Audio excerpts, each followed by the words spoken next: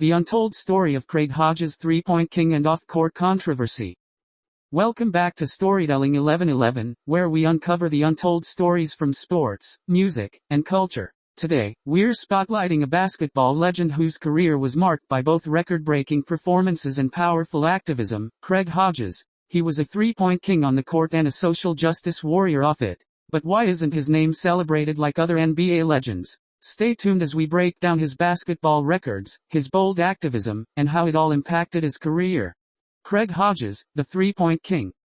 Let's start with what made Craig Hodges a basketball legend. Born in 1960, Hodges played for several NBA teams, including the San Diego Clippers, Milwaukee Bucks, and most famously, the Chicago Bulls, where he became a key part of their first championship run in 1991.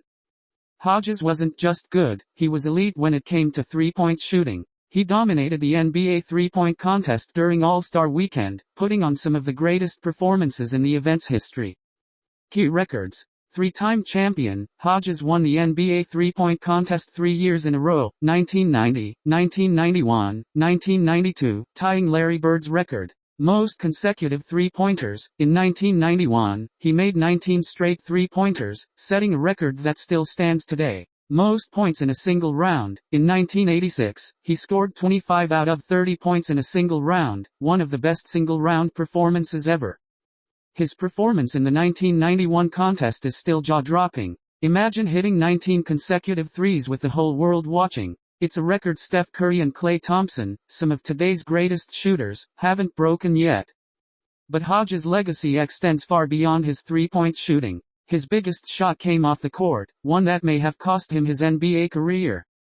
In 1992, after the Chicago Bulls won their second NBA championship, the team visited the White House to meet President George H.W. Bush, a standard tradition for championship teams.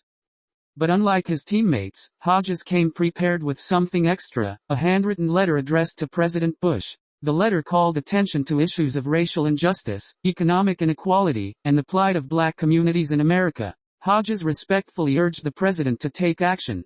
This bold move shocked many, especially the NBA's leadership. No NBA player had ever done something like this during such a high-profile event. While Hodges never regretted speaking out, the consequences came swiftly.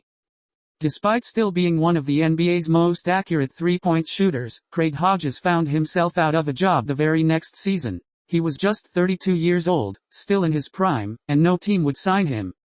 Hodges had just come off 2 NBA championships and still ranked among the league's best shooters. Yet, when his contract with the Bulls expired, no team offered him a deal. Many believe Hodges was blackballed by the NBA for his political activism, similar to what happened to NFL star Colin Kaepernick years later.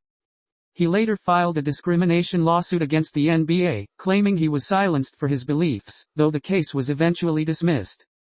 Hodges may have been kicked out of the NBA, but he never stopped fighting for what he believed in.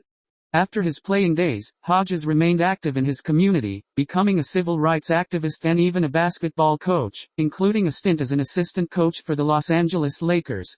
Though he was shut out of the league, his story has gained renewed attention in recent years. Many current NBA players, like LeBron James and Chris Paul, have spoken out on social issues, following in Hodges' footsteps. So, what do you think? Was Craig Hodges unfairly blackballed by the NBA? Should he be celebrated more for his legendary three-point records and his courage off the court? Let us know in the comments. Thanks for tuning in. Don't forget to like, subscribe, and hit that notification bell for more untold stories from the world of sports, music, and culture. See you next time on Storytelling 1111.